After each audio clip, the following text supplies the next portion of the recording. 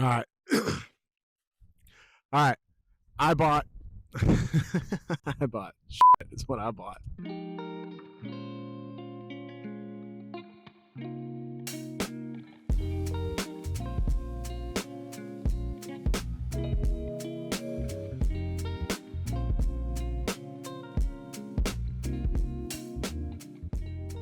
Freezing my butt off. It's 36 degrees out and I'm in shorts. How does that make sense? Okay, I bought a 2002 third gen 4runner with 250,000 miles on it for $4,300. Here's all the things that are wrong with it. I'm gonna go ahead and save you some time. Mechanically, this thing is solid. There is no mechanical issues with this. These things are workhorses. So if you wanted to end the video right there, I completely understand. Go on to the next one about dancing cats or Baby Shark or whatever the heck it is that you watch. This thing is solid. There are, however, a lot of little things that are wrong with it, and we're going to get into that today. So let's just go ahead and do this. Let's go ahead and get into why I bought this sweet, sweet piece of Japanese machinery that is now 24 years old. Well, first off, my brother has one. He's had one for about a year now, and every time he comes in town to visit me, I've been eyeballing that 4runner. His is a third gen as well. He has a 99 that has 330,000 miles on it, and you couldn't tell it doesn't skip a beat. His is also the 4x4 as well. Why did I personally buy one? Ooh, we're getting a little bit of wind. Don't fall over, camera. Don't fall over. No car payment. Say it with me. No car payment. None whatsoever. I pay $330 a month, okay? And I love it. And it's great. And it's 4x4. You can't go wrong. So let's just go ahead and state the obvious with this thing. It's an eyesore, okay? You see that right there? It had a little bit of a rust spot, and I guess the last owner decided to not paint match it, and they just painted it with white. Do I care? Not really. I actually commend him for doing that. That way it doesn't rust out. The paint on this thing is horrible. Now, in looking at all the third gen 4runner forums, paint, I don't know if like Toyota was just not concerned about paint, but a lot of third gens paint peeling, right? Maybe there's something with the factory, but almost all of them have some sort of paint fading and paint peeling. This doesn't really bother me, but it does bother me a little bit. Okay, it bothers me a little, but I'm not gonna get into it. I'm not gonna repaint it. I'm not gonna spend $700 on paint and an air gun and a compressor, and then just like completely paint this thing on my own. It's not like I've like tried to plan that thing out. Subtle foreshadowing. Yeah, the paint on this thing is horrible. Okay, let's go ahead and get to the dents. Yeah, I got some dents in this bad boy. It's 24 years old. What'd you expect? But I kind of like it. You know, it kind of adds to the character. I don't know what happened here, but I guess he backed into something and there's some kind of dent right here. So that's not too cool. Also, if you look at the rear bumper, it's kind of off-centered a little bit compared to the other side. And yes, there is another dent right there. All right, let me crawl up under here. Let's talk rust. I live in the Southeast, particularly in Western North Carolina. And we are not like a big rusty area like the Rust Belt or the Midwest or anything like that. So very minimal rust for 24 years old. We do have some surface rust here and there. Overall, though, the frame is solid. That was a big thing. Whenever I was checking this thing out, I wanted to make sure it had no rust or very minimal rust. I'm a welder, or at least I go to welding school. So if there ever was any like serious rust, I feel like I could handle that. But either way, I don't think I'll have to do any kind of like rust prevention or rust restoring on this thing. Really happy about that. Also, my neck is killing me in this position. And need I remind you, it's like 36 degrees out. This is not the fun I was promised. Okay, I'm getting out. All right, let's get mechanical in this bitch. Let's pop the hood. Pop the hood. Hey, yo, pop the hood. Pop the hood. Pop the hood. Where the hell is my latch? Oh, there it is. Okay. Listen, okay? It's great. This is where these things shine. Okay, so these things have a 3.4 V6 5VZ249 38529 engine. I'm so dumb. Literally, the numbers on that engine are right there, and it's a 5VZ-FE engine. Come on, Cody, use your head. Use your head! If you see snot coming out, it's because it's so cold. That snot is just freezing out of my nose. Yeah, it's awesome. These things are powerhouses, okay? I read online these are like one of Toyota's best built engines, and greatly so.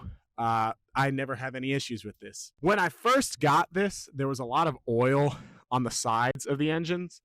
Looking online, that's usually a valve cover gasket. If you're decently mechanically inclined, I'm not.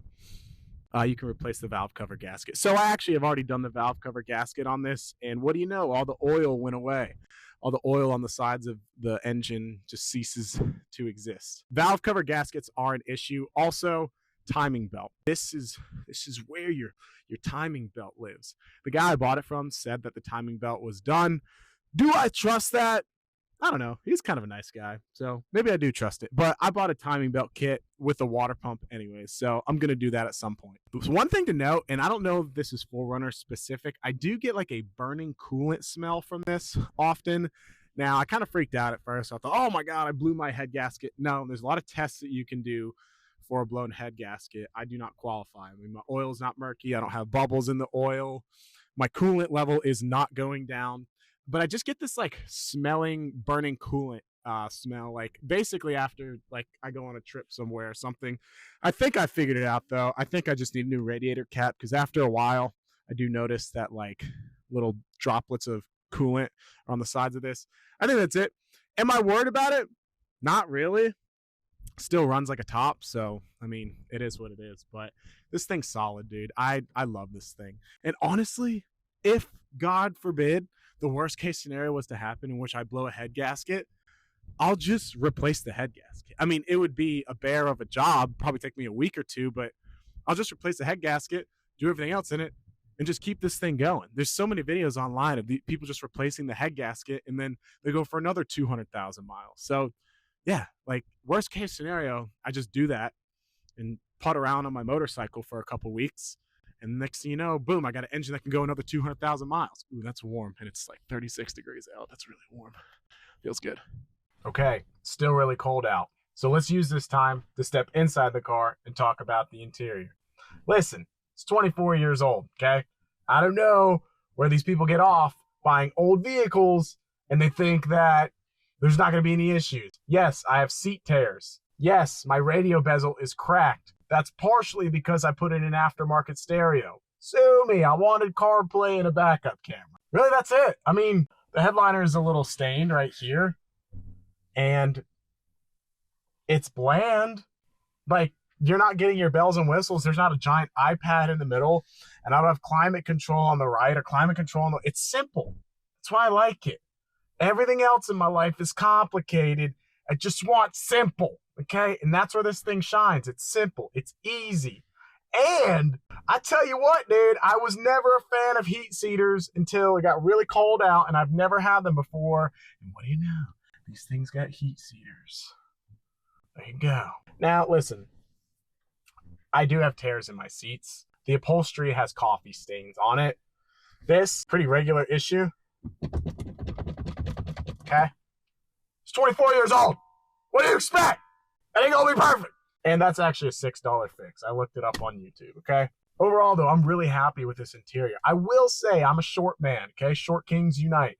I'm 5'10", and my head is almost touching the top. On all the forums, people that are like 6'2" and above, they feel cramped in this thing. I feel for once in my life that I have a vehicle that fits me in my height. I feel like a normal human being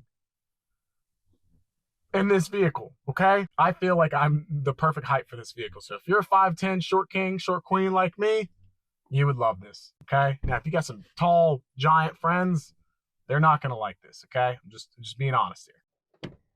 Hey, yo, pop the hatch. Listen, the seats roll down. From here to there, you got about 6 feet. Again, short kings unite. I can get in this thing and sleep. Pretty cool, right? Something to note. Okay, just a note, just to be aware of it. A lot of these gas struts on these hatches go out. So if you'll see, sometimes it won't always go all the way up. You got to kind of shove that thing up there. Also, whenever I was wiring in the rear view camera, the backup camera, I accidentally snapped this like 23-year-old piece that basically has the wiring that goes into the thing. And listen, okay, it was old. It was an accident. I put some caulk in there.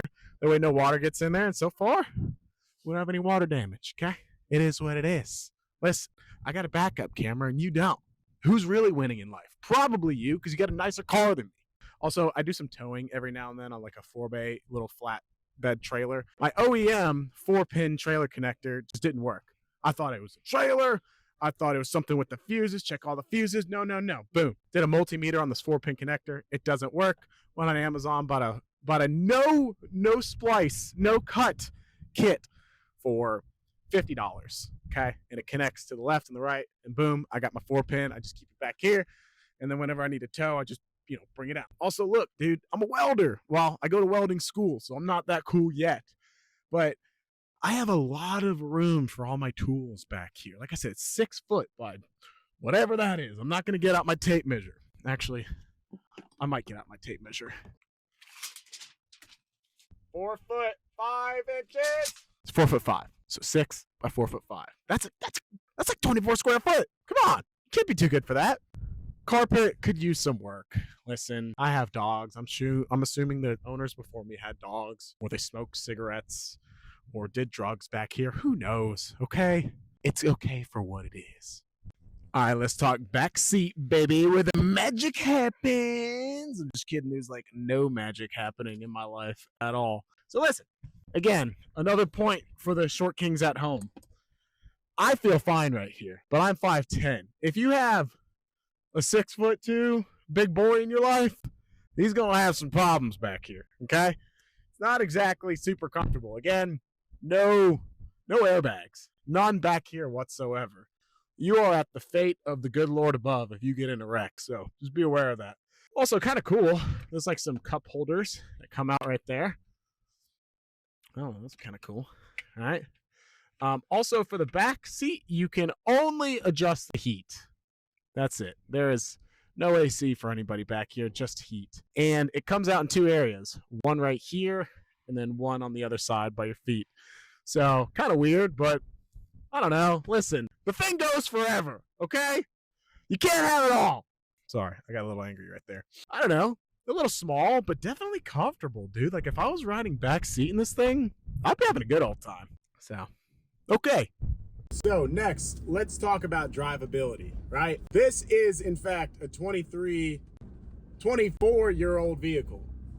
I don't know how you're expecting a 24-year-old vehicle to drive, but for me, I'm not expecting it to drive all that great. When you go over a bump, you're gonna feel it. You're not going 0 to 60. You're not going 0 to 60 in, 4 or 5 seconds. But listen, for what it is, it's really not that bad. For $4,300, this thing is really not that bad at all. Overall, it drives pretty straight. When I bought the car, it did have wheels that weren't balanced, so I had a lot of shaking. I went and got them balanced for about $60, and at about 70 to 80 miles an hour, we're cruising. Anything over that, I do start to notice a little bit of shake. That could be other aspects of my suspension. Now, I live in Western North Carolina, so we do have a couple of mountain passes here going through Franklin, North Carolina. Me and my girlfriend went out to Asheville last week, and we had to go over some mountain passes.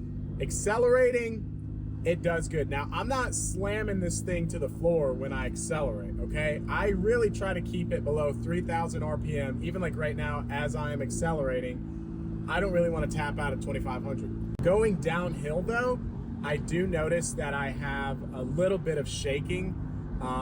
And doing my research on that, I've figured out that that's essentially just the rotors. I'm gonna replace the rotors and the brakes on it, as well as the ball joints, just to be safe. You can't beat this thing with the drivability for $4,300. I've driven in my Subaru before, my Subaru Crosstrek 2023. The drivability in that is, I'll be honest, it's a lot better, it's a lot smoother, it's a lot more comfy, but it's also 5 times the cost of this. So take the good with the bad.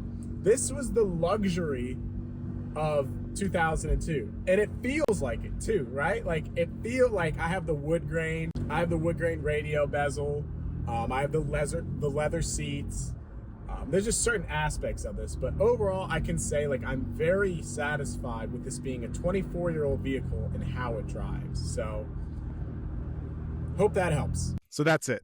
This is my 2002 4Runner with 250,000 miles on it, 4x4, that I got for $4,300. Was it worth it? To me, 100% yes. Would I buy another one? Yes. Go ahead and finish your sentence right there. I would buy 5 more if I could. Is it worth it to you? Well, that just depends. Do you care about ripped seats? Do you care about bad carpet? Do you care about weird coolant smells? Do you care about not having an iPad for your center console and just like a basic radio and the camera's going to fall over? I tell you what, man, this wind's getting us. That's why I would never use a mic. I hate mics, but it's so windy out right now. Should you buy one? Well, that just depends on what you want. Anyways, I hope you guys enjoyed this. I love this 4runner. In fact, I'm going to buy another one. I don't know why or when or how or where, but I'm going to buy another 3rd gen. I think you should buy one. Actually, you know what? No, I don't think you should, because then you're going to take all the ones that I want out of the marketplace. And I want 15, okay? I want 20, maybe even freaking 30, okay? Why not? I want all the 3rd gen 4runners that I could buy. Okay, if you guys enjoy this, let me know. Like, comment, subscribe, go buy a 4runner. Okay, I'll see you guys out there. Okay, bye. Sorry, it's kind of an uncomfortable space. Okay, I'm going to leave now. Bye.